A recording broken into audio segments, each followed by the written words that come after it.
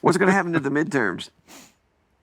The Democrats cannot help but win this. Even they can't blow it. Really? Oh yeah, Trump is historically unpopular. He's even getting unpopular more so in his own party, his own base. Right. They did not like the war. They think that was, it's funny, me and the base on opposite sides, I did support the idea of taking out the Iranian regime. Now that it didn't quite work, there was no uprising, I'm not for like making this indefinite, but he's already pivoted to blockading, which is better than we're going to bomb you and end your civilization. I mean, once it got to that point, he lost me. Right. See, that's the point. he says a few of those things where you go, what are you doing? A few. More than a few, right. But okay. Right. No, I mean, look, I said during the campaign before he won, I'm not going to pre-hate anything. Since he got into office, I've made a list of what I hate and what I don't hate. It's not like there's nothing on the what I don't hate list.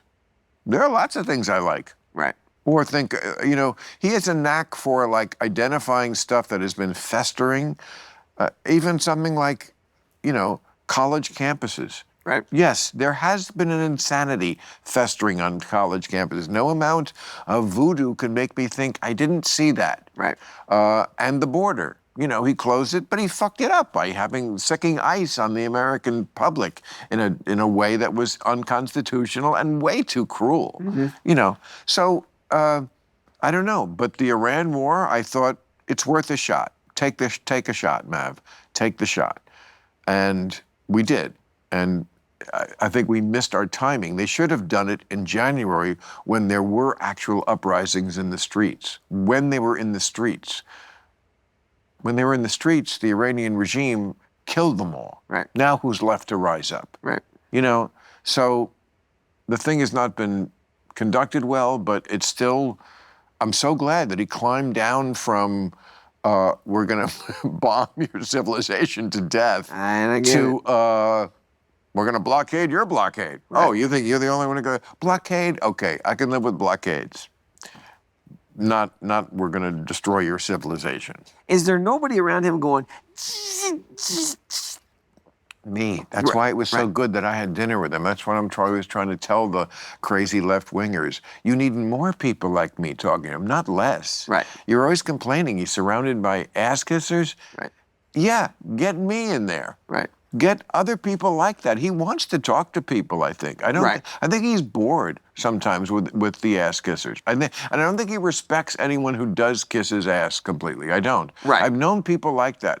Does it drive you crazy when there's people around you that you know that they're scared to be around you, or you've had employees that are scared to be around you and will say whatever you want? That has to drive you crazy, right? You talking about me? You, yes. It's an interesting topic. It's nice, especially when you're 70, when people give you what I believe is the proper respect a person deserves just for reaching that age. Right. There is a certain level, and everyone used to understand this in America. It's a very ageist society, many do not. But just for getting there, you should get a little something. Your ass kissed? No, that's not what I'm saying. Just a kind of baseline respect. You got there, you must have done something right, especially if you got there and you're not like, a mess. Right. But there are 70-year-old idiots. That used to be 30-year-old idiots. Of course. Right? There's no fool like an old fool. Okay. Yeah. But what I'm asking is, because this is what drives me crazy sometimes. The people that work for me is if somebody is scared to death of me and won't say what they're thinking and won't give me their opinion, it drives me nuts. I want somebody who will tell me what they're thinking and... Totally. Okay. Yes. So you've had those people around. So to finish the thought, yes, it's nice that people give you the respect you deserve, but when people work for you, it is very hard for it not to tip into something that I bet you 90% of the people out there would love, or if they enjoy it, do love, I don't love, which is a little bit of, I don't know if you really feel that way, or you're just saying that because I'm the boss. Right. I don't like that. Right. because I don't need my ass kissed. Right. I'm very happy with who I am. My ego does not need fluffing. Right. I think it's the appropriate size. It's not small. It's not out of control. It's healthy. That we need that. But I do not. I value the truth. Not, and that doesn't also mean on the other side to be a contrarian. Just don't say the opposite because that's interesting. Right. Just tell me the actual truth. That's what I'm always trying to get from people. Right. Just the actual truth. It's why I love talking to the young people that I mentor. You know, people in their 20s, because they don't know what the right answer is supposed to be. Right.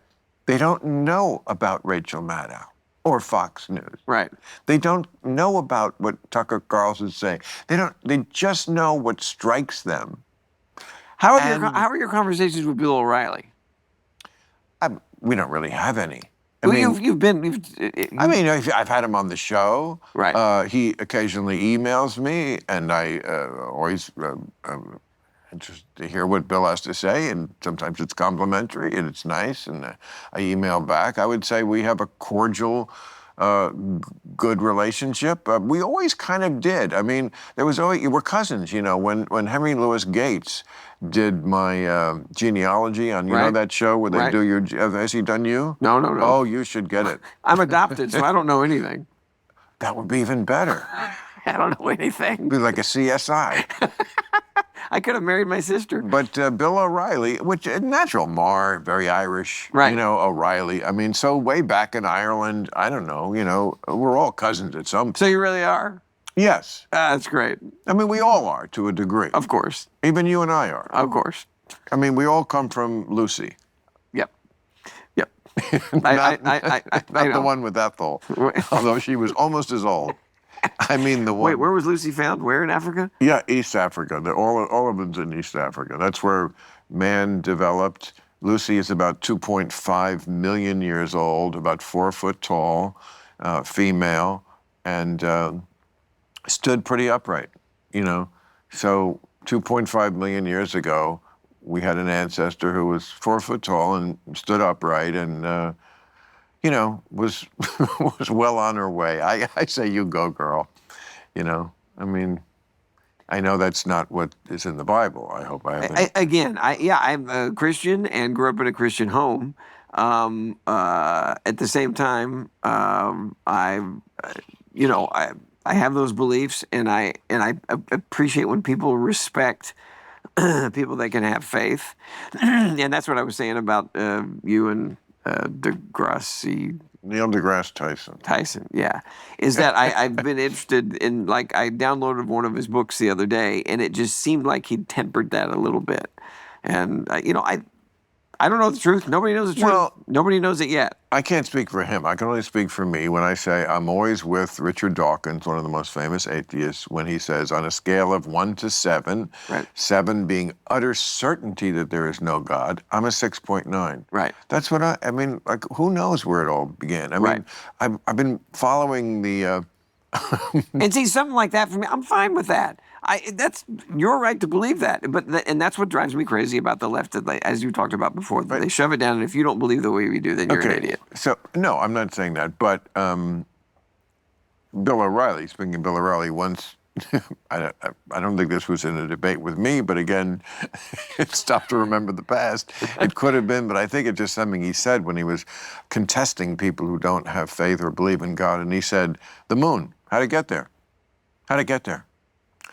Which I thought was like the low end of your kind of argument if you're going to make that. Because first of all, we know how the moon got there. Right. We don't know questions beyond that. The moon, I can answer that one. Right. It's a piece of a planet that maybe ours that broke off Right. and got smoothed out over the billions of years, you Right. know, by the universe. Right. Whatever. Okay. And it's so great that we went back because it's going to get us a lot. But Oh, come on, it's fun. it is fun. It's great. It's just another thing for rich people to do.